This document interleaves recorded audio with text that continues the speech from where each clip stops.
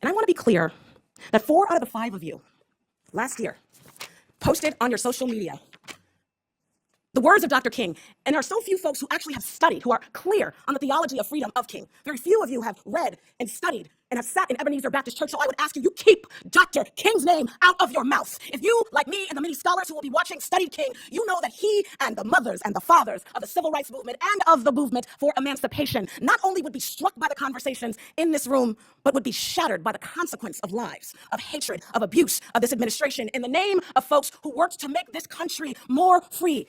Children of Abraham, for real.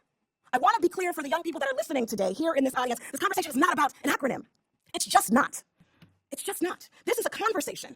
It's an attack. It's an attack on what you see right here. Now see, who's on this side of the dais? This was never the plan.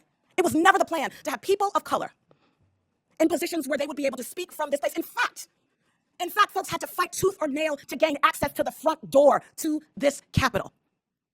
I want to be very clear about that. Today's hearing says quietly and actually out loud who the majority believe is allowed to belong in this country.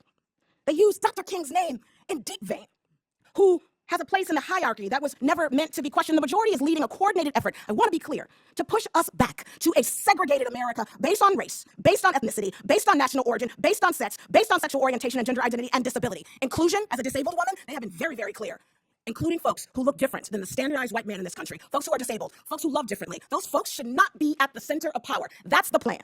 They are motivated by a fear of a multiracial and a multicultural democracy, a fear that freedom of co-equal citizens living as their authentic selves with pride and they have a fear of accountability. We must name this conversation today for what it truly is. It is a bigotry, it is a hypocrisy. Republicans, like I said before, will quote Dr. King all day, will bring forth Lincoln, and will talk about Frederick Douglass in the same breath that they are gutting civil rights offices in our governments, in the same breath where they seek to ban AP African American Studies that tells the true story of this country. It ain't just one story, it is a complete story. But folks on this dais don't want you to learn it. The hypocrisy from the Republicans is not only shameful, it is anti-American. President Trump and others have purged more than 275,000 federal workers through mass terminations and unlawful firings, while, check this out, preparing draft hiring guidance that would screen job applicants for political loyalty to the administration rather than the Constitution.